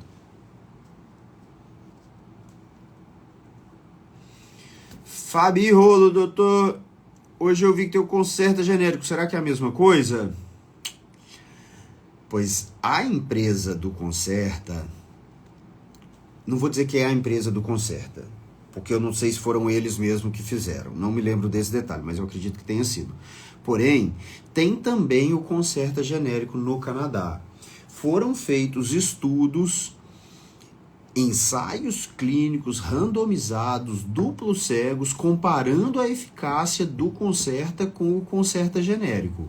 Existe um estudo, pelo menos, nesses moldes publicado, eu li esse estudo. Tenho certeza que existe, porque eu baixei esse estudo, eu li esse estudo. Não é a mesma coisa. Não é a mesma coisa. Agora, eu não sei se essa marca que foi testada é a mesma que estava sendo vendida no Brasil. Mas o ensaio clínico randomizado, que é o nível 1 de evidência, para a gente ver se realmente aquilo é ou não é, não mostrou o mesmo efeito. O Concerta foi claramente superior. Agora, vale muito a impressão para cada paciente. Se o paciente toma o remédio, tem a impressão de que está sendo bom, de que está sendo suficiente, de que está sendo igual ao outro, então ótimo. Se os sintomas realmente diminuíram, está tudo bem controlado, então ótimo. Mas neste caso, há ensaio clínico randomizado mostrando que não é igual. Posso falar com a boca cheia. Não é a minha opinião. Tem estudo mostrando. Por isso é que eu acho que foi o laboratório do Concerta que pagou, né, que financiou, que patrocinou essas pesquisas, porque é do interesse dele publicar isso. Com certeza não foi o laboratório do genérico que fez. Porque se o laboratório do genérico tivesse patrocinado, ele tem mecanismos que ele consegue impedir essa publicação. Maria, doutor, tem um filho de 16 anos, toma Venvance sertralina, hoje está mais controlada a desatenção, consegue controlar bem. Posso deixar de dar a medicação?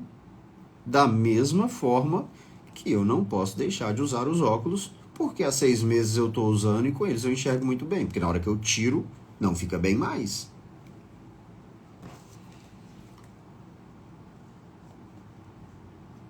Luciana, doutor, tem até aplicativo que fala sobre as áreas do cérebro afetadas pelo TDAH e a partir de então como são, além dos diagnósticos, dando curso sobre procrastinação e déficit de atenção. Tem isso tudo mesmo, Luciana, é uma tragédia. As pessoas tentam, é dinheiro, né? O povo quer ganhar dinheiro de qualquer jeito. Pode tomar Ritalina e Elipiprazol 20mg ao mesmo tempo? Pode, quase nunca está bem indicado, mas pode. Não há um risco da associação desses dois medicamentos, pelo menos não há um risco conhecido pela associação desses dois medicamentos. Mas quase nunca está bem indicado, principalmente nessa dose, que é a dose máxima, basicamente. A dose máxima terapêutica de aripiprazol é 20 mg. Eu acredito que mais de 20 mg não tem uma melhora do efeito. Então, por que alguém iria precisar de um antipsicótico em dose alta e Ritalina? Porque se há um quadro psicótico de fato, eu não vou usar a Ritalina. Então, poder pode, mas vale a pena investigar se é a melhor opção. Qual o fator X para, de fato, diagnosticar um paciente com TDAH? Letícia, não tem um fator X. Tem um quadro sugestivo. A pessoa tem um padrão de comportamento, né, ao longo da vida, de dificuldade para manter o foco da atenção naquilo que não é urgente, que não proporciona um alto nível de estimulação, de excitação na pessoa e que não tem feedback imediato. Pessoas que são super impulsivas ou que têm hiperatividade física durante a infância. Essas pessoas têm TDAH. O TDAH é super comum, é super frequente. Mais de 5% da população no mundo inteiro tem TDAH. No Brasil, nós sabemos que também mais de 5% da população, de todas as idades, tem TDAH. Há estudos que mostram que cerca de 1/5, talvez 1/4 dos pacientes que procuram a saúde mental tem TDAH. Dos adultos que procuram a saúde mental, cerca de 1/5 até 1/4 deles, 1 de cada 5, talvez 1 de cada 4 tenha TDAH. Portanto, na minha forma de analisar as evidências, a conclusão que eu chego é: parece TDAH, eu tenho um bom nível de segurança de que não é nada que possa ser prejudicado pelo uso dos remédios para TDAH, eu vou tratar como se fosse TDAH. Porque é super frequente, entende? Época pico da pandemia de Covid. De repente a pessoa começa com incômodo na garganta, tosse seca, febre baixa. Meu amigo, é Covid? Até que se prove o contrário. Pico da epidemia de dengue, dor no fundo dos olhos, a pele um pouquinho, parece ter uma alergiazinha, uma coceirinha na pele, febre, mal-estar, fotofobia. É dengue até que prova o contrário. Pode ser outra coisa? Pode ser outra coisa. Só que quase sempre é dengue, portanto, é dengue até que prova o contrário. E no caso do TDAH, deveria ser visto assim. Um transtorno que tem tratamento conhecido, e o tratamento do TDAH é o tratamento mais eficaz de toda a psiquiatria.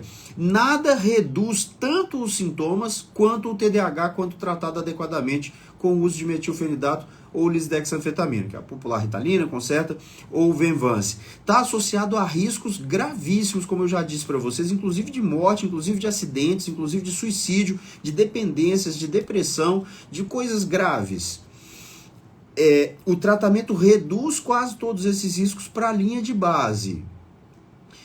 Eu não posso ser super preciosista na hora de dar esse diagnóstico e esperar que o paciente me prove por A mais B que ele tem o diagnóstico. A suspeita forte, não há evidência de que há um outro transtorno, principalmente o transtorno bipolar, e aí transtorno bipolar de verdade, não que as pessoas acham que é transtorno bipolar, eu vou tratar como se fosse TDAH e vou estar disponível para atender esse paciente caso ele me procure. Então, nem sempre eu consigo responder no mesmo dia, como eu disse, essa semana eu não consegui responder ainda ninguém pessoalmente. Pegar, mandar uma mensagem, ligar para a pessoa.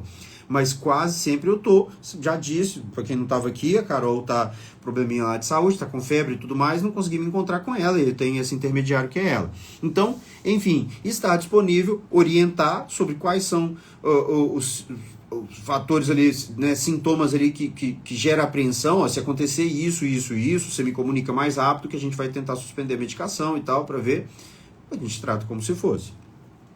E aí, sim, a melhora que acontece ou que não acontece com o medicamento não é que ela confirma definitivamente ou afasta definitivamente o diagnóstico, mas vai dando mais indicação pra gente, se é por esse lado mesmo que eu devo seguir ou se eu devo seguir por um lado diferente.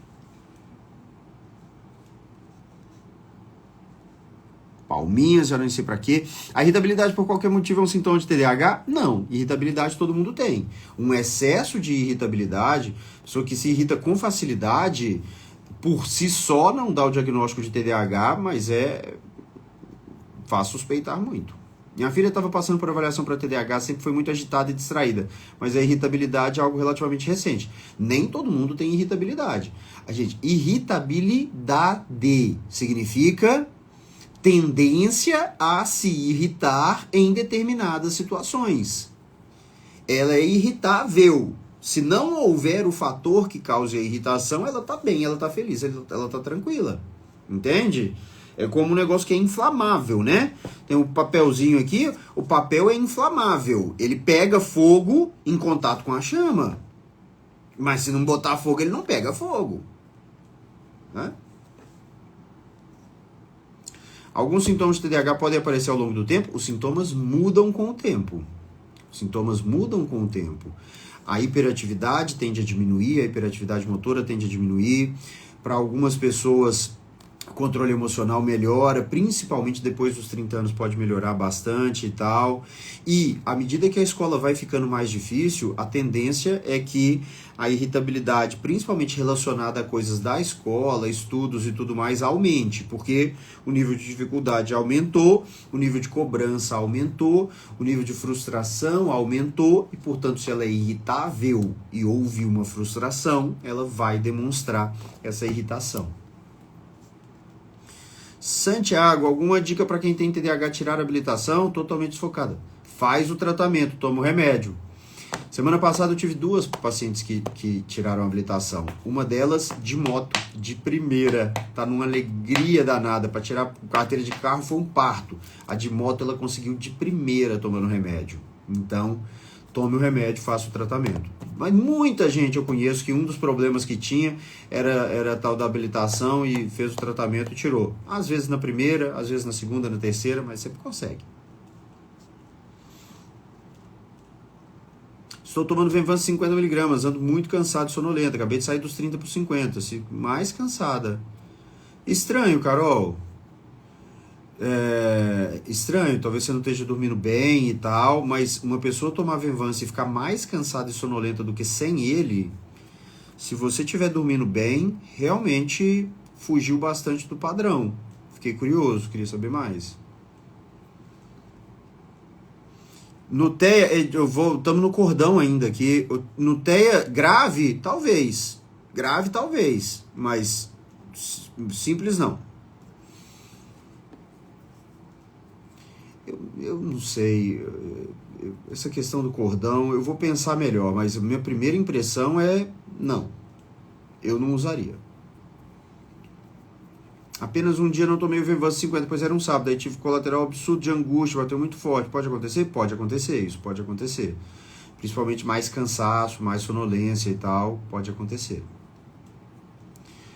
Glauber faz jejum de 24 horas algumas vezes na semana. Posso tomar Ritalina normal? Pode, Glauber. O que não pode é fazer jejum de 24 horas. Não tem nenhum sentido para isso. Não faça jejum de 24 horas. Isso não vai te fazer bem. Não vai te fazer bem. Se você quer perder peso, se o objetivo disso é perder peso, vamos ver se você não tem uma compulsão alimentar, porque a compulsão alimentar acompanha muito o TDAH. Para mim, ela faz parte de alguns quadros de TDAH. E aí a gente vai usar o Venvanse e aí melhora muito. Muito mesmo. Tá certo? Se o objetivo for perder peso, para isso você não consegue equilibrar uma dieta. Então, você pega em alguns dias, você abre mão de se alimentar totalmente. Vamos tratar essa compulsão alimentar, que você vai comer bem, vai tomar café, vai almoçar, vai jantar, vai lanchar, se quiser de vez em quando vai comer uma sobremesa e vai emagrecer. Muito recentemente eu atendi uma menina que a gente começou o tratamento em maio do ano passado, portanto de maio para fevereiro temos 9 meses, ela perdeu 20 quilos, tinha 80, tá com 60, chegou no peso que queria, sem sacrifício, sem ter que abrir mão de comer o que ela gosta, simplesmente comendo uma fatia da pizza ao invés da pizza inteira, um pedaço do bolo ao invés do bolo inteiro. Sabe aquela coisa que você começa a comer e você não consegue parar enquanto não acaba? É isso. Trata e você consegue escolher o tanto que você quer comer, comer uma quantidade razoável, ficar satisfeito e abrir mão do resto. E aí você não precisa ficar fazendo jejum de 24 horas, que vai fazer mal para você de várias maneiras. Agora, se você disser que é por um motivo religioso, qualquer coisa assim, aí tudo bem, eu entendo, aí eu respeito a fé de cada um, mas se for para emagrecer, não vai ser isso que vai fazer você emagrecer, não. Tati, sobrevivente, hoje tomo Concerto 36, tá sendo muito bom, tô dormindo melhor, mas ele deixava um pouco mais irritado. Antes tomava Stratéria, ele tirava meu apetite, mas agora eu voltou. O que posso fazer? Olha, Stratéria não tem no Brasil, né, Tati? Então eu não tenho experiência com ele, porque a gente não tem ele no Brasil. Essa irritabilidade que você fala com o Concerto, eu acredito que seja mais no final da tarde, no começo da noite. Se for, a melhor coisa que você pode fazer em relação a isso é exercício físico nesse horário. Final do efeito do remédio ali, você vai pra academia, malha um pouquinho, pega uma esteira, uma bicicleta, vai fazer uma aula de spinning, ou de dança, ou de boxe, ou de qualquer coisa que gasta muita energia e tal, que tem o cardiovascular, né? Precisa ter a parte do cardiovascular, você vai ver que melhora muito. Meninas quietinhas é o padrão que se exige, ninguém percebe, chega na fase adulta sem diagnóstico, percebe o quanto sofreu sem saber o que era, ainda mais que você disse que a vida é daqui pra frente. Exatamente, Dani. Meninas quietinhas, meninas com TDAH desatentas, é muito difícil receber diagnóstico, muito difícil, a gente tem que ter muita atenção a elas. Ainda bem que eu digo que a vida é daqui pra frente, é isso aí, é sempre daqui pra frente, o passado não volta mais. Repetido, os remédios para TDAH diminuem a libido como os antidepressivos? Não, Beth, como os antidepressivos, não. Mas pode haver alguma alteração na libido, muito diferente dos antidepressivos. E pode haver alguma alteração na fase já da excitação, porque a libido é o desejo. O desejo não está comprometido de forma nenhuma. Mas como há um componente adrenérgico, algumas pessoas têm efeitos colaterais adrenérgicos na periferia, como a gente diz, né, em outros locais do corpo. E aí, isso pode afetar a circulação. Então, tanto a ereção no homem, durante o pico de efeito do medicamento, quando em alta dose, para algumas pessoas, durante o pico de ação, pode haver alguma dificuldade na ereção. Eu não tenho nenhum paciente que deixou de fazer o tratamento porque teve problemas sexuais. Teve alguns poucos que a gente teve que fazer ajuste. Quem sabe trocar o medicamento. O Venvance pode dar um pouquinho mais do que a Ritalina e tal. Ajustes a gente teve que fazer em alguns. Ninguém abandonou o tratamento por causa disso. E você sabe que o homem, se ficar broxa, ele vai abandonar o que for. Eu quero voltar a ter minha potência sexual de volta. Não vou ficar sem isso de jeito nenhum. Eu fico sem o tratamento, mas não fico sem isso. Então, não é uma preocupação. E na mulher também, aquela coisa do efeito que tem, né, ali, né, todos os sinais ali de excitação, que na mulher são mais discretos do que o homem, mas existem, são importantíssimos, tanto para a qualidade da relação, quanto para a segurança, né, porque a relação, quando a mulher não tá excitada, ela pode causar até dor, até lesão, né. Ritalina LA é melhor do que a Ritalina 10mg? Não. A única coisa que ela faz é liberar o remédio em duas parcelas. Uma agora, uma daqui 4 horas. Se você lembrar de tomar daqui 4 horas, é exatamente a mesma coisa do que você tomar 2 vezes por dia. Não tem nenhuma superioridade. Para muitas pessoas é vantagem porque a pessoa não lembra. Para muitas pessoas é vantagem porque você vai mandar um menino para a escola, ele vai ficar lá tempo integral e tal. Você quer que ele tome o remédio em casa, que não tenha esse constrangimento de tomar na escola, tudo bem. Mas sertralina 100mg, clomipramina 50mg. Como realizar o desmame? Cortando pela metade? Carla, eu não me sinto à vontade para te dizer no seu caso específico como fazer isso. Eu sugiro que você converse com o médico sobre isso. Mas basicamente a gente vai tirando pouco a pouco. Mas eu realmente sugiro que você converse com o médico sobre isso para ele criar um plano individual para você. Primeiro um, depois o outro. Não os dois ao mesmo tempo. Primeiro tira um, depois tira o outro. E reduzindo aos poucos mesmo, mas enfim, vale a pena conversar com o médico sobre isso para fazer com segurança.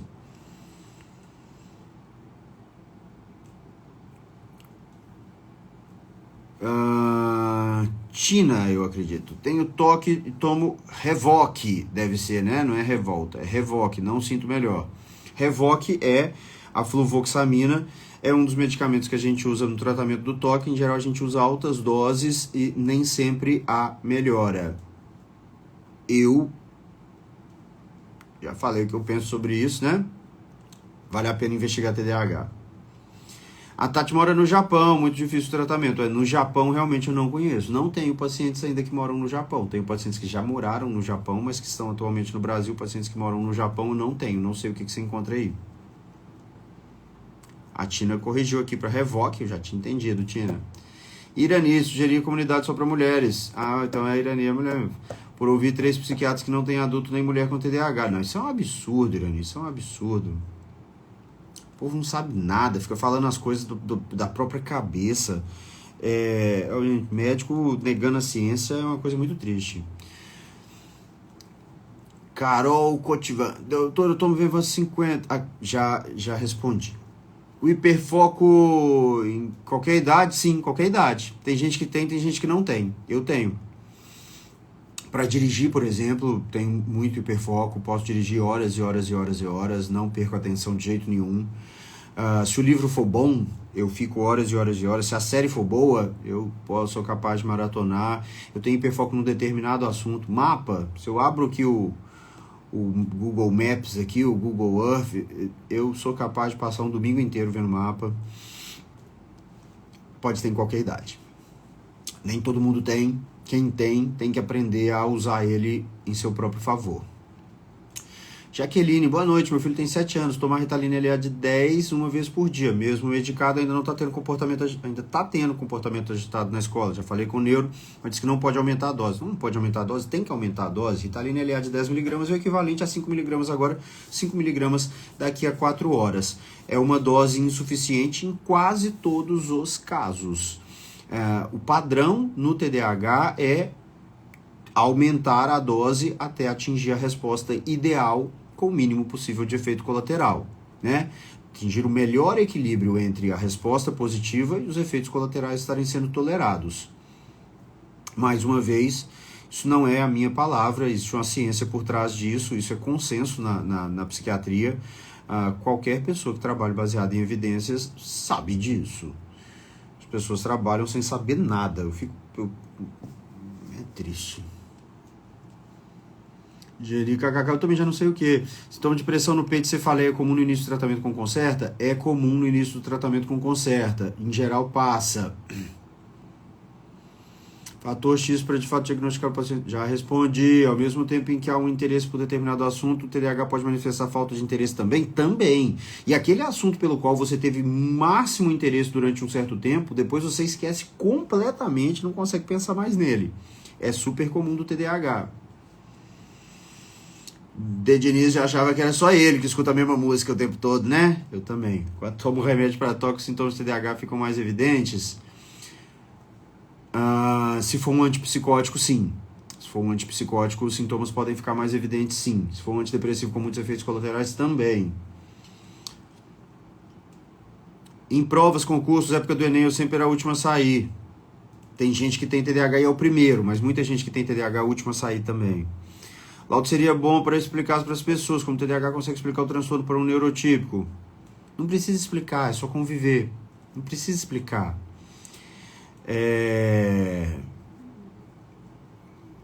Às vezes tem pessoas que a gente quer explicar, traz na consulta. Traz na consulta. Você não pede para vir assistir meus vídeos, minhas lives, canal do YouTube. Aliás, vocês não estão me seguindo lá no YouTube, né? Muito feio isso. Vai me seguir lá no YouTube também.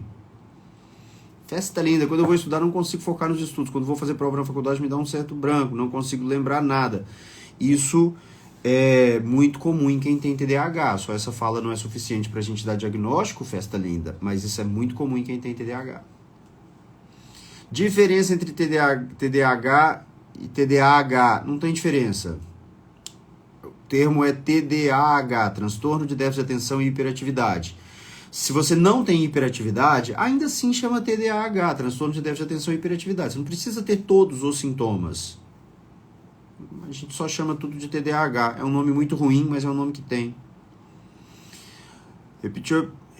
Sim, Tem gente que repetiu a pergunta muitas vezes. Eu já respondi. No caso do João Ayrton, ele não se adaptou à Ritalina genérica. Pois é, Jesus falando, tem muita gente que não se adapta, outros se adaptam. É de cada um. Naile tá por aí. Boa noite, Naile. Bom te ver por aqui. Comentários e tarará. TDAH pode ser tratado só com terapia? Não. Tratamento do TDAH adulto só com terapia é muito inferior ao tratamento só com a medicação. Tem muitos estudos que foram feitos sobre isso.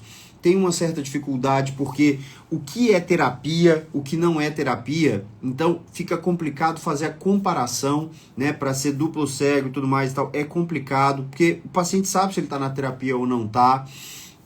Ainda assim, mesmo havendo uma fragilidade metodológica, em geral a gente compara o grupo terapia com o grupo fila de espera. Então não há vaga para você agora na terapia, mas você vai ficar esperando e aí depois a gente compara os que ficaram esperando com os que realmente se submeteram à terapia.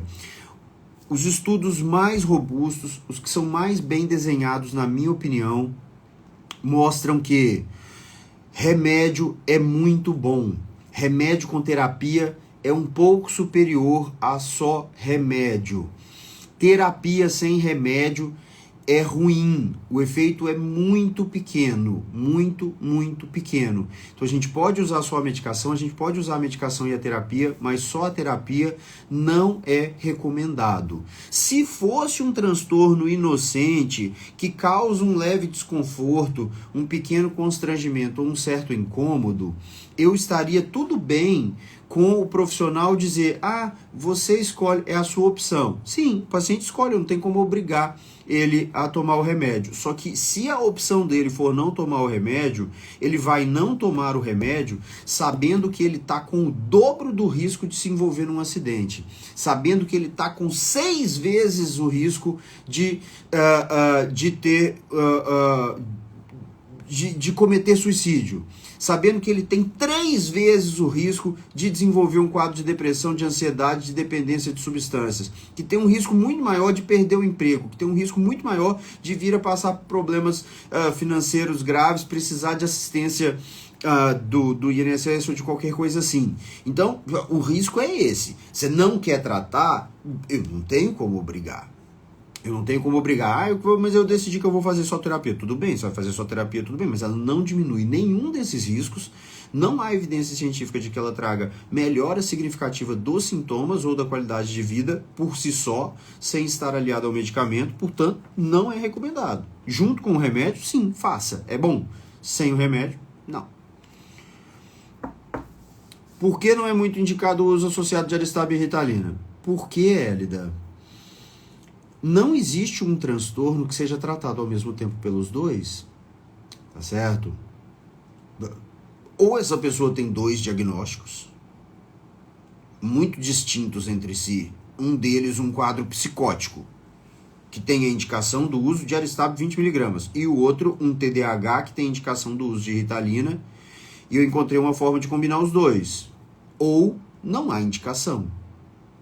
As indicações do uso de Ritalina, os transtornos, os diagnósticos que trazem a indicação do uso de Ritalina, definitivamente não trazem a indicação do uso de Aristab.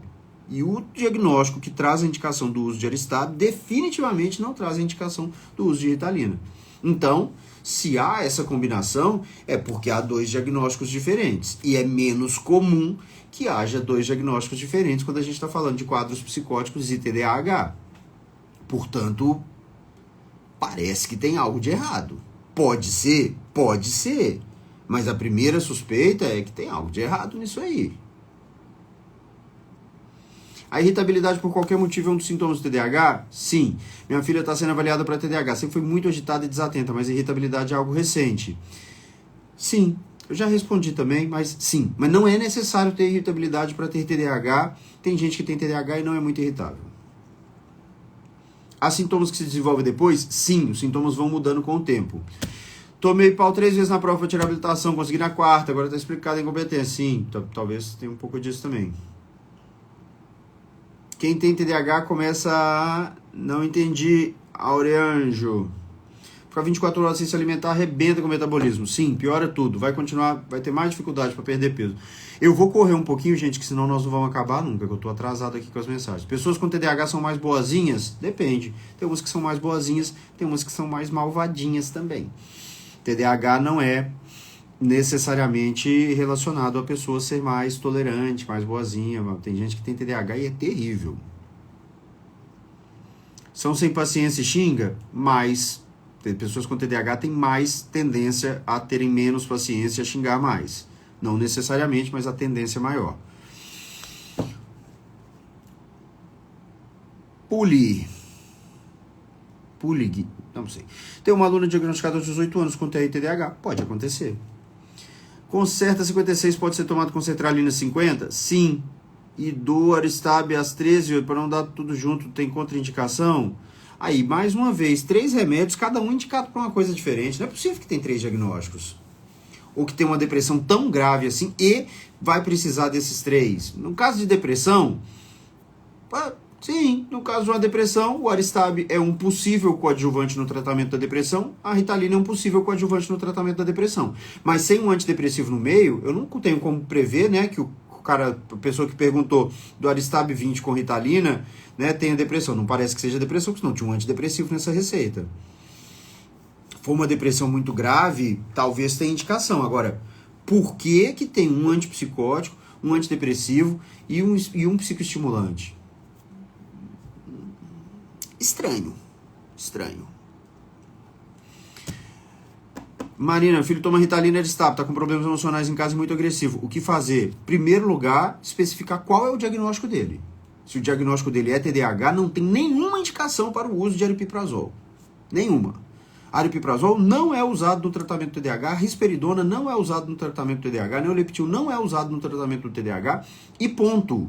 Não há evidência científica qualquer que sugira que seja eficiente e seguro usar esses medicamentos para tratar o TDAH. Se esse é o diagnóstico dele, a gente vai ter que rever essa medicação. Mas a primeira coisa é rever o diagnóstico.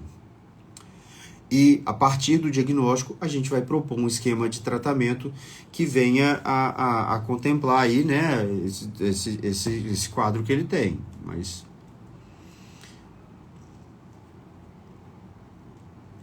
Isabela Lima está falando...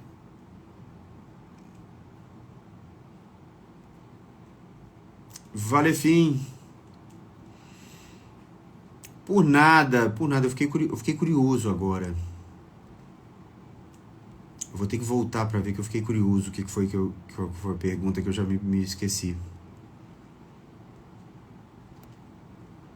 Ah, eu não vou achar.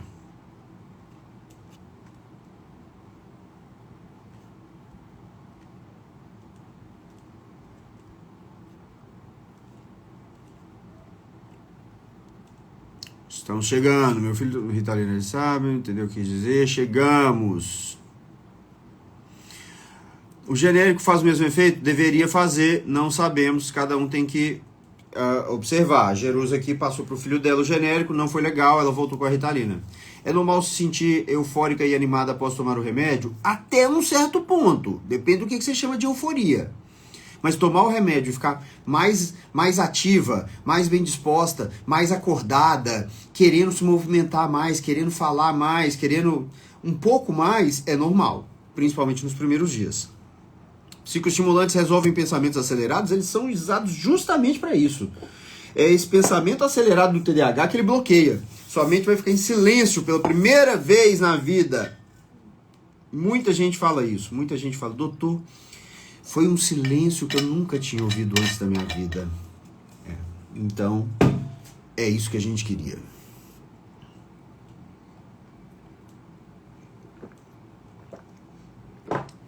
Pseudocrise nervosa, pra mim, é pirraça. Como agir com a criança depois que ela acalma? Com todo amor, com todo carinho. A questão é como agir durante essa crise. Durante a crise, a ação é olhar para o outro lado, fingir que não tá nem vendo, que não tá nem aí. Acalmou, pode pegar, abraçar, pegar no colo, beijar, perguntar o que foi que aconteceu. Enquanto você não está na crise, eu te dou todo o carinho e toda a atenção do mundo e eu tô aqui para te escutar e pra gente conversar. Durante a crise, eu não quero nem ver. Assim a gente consegue evitar a crise. Porque a criança, durante a crise, não consegue o que ela quer. Depois que passou, ela conseguiu um pouco de atenção e tal, beleza, mas não por causa da crise, mas porque ela tá bem.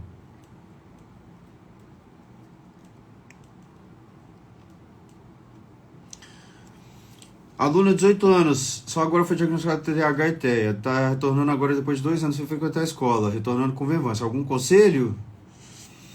Não, conselho é vamos com calma, vamos com paciência e observar, perguntar pra ela, conversar pra ela o que ela tá sentindo, se ela tá bem. Genil, o médico passou clô pro meu filho para depois entrar com remédio pro TDAH. É correto? Depende de qual que é o diagnóstico dele. Clomipramina não é remédio para TDAH. Por que ele iria tratar com um remédio que não é para TDAH se ele diagnosticou o TDAH? Se ele tem um quadro de depressão, de toque, sim, talvez tivesse indicação de usar clomipramina. Não é a primeira escolha, mas é uma escolha viável. Agora, para TDAH, não. Concerta 56 pode ser tomado com sertralina? Pode.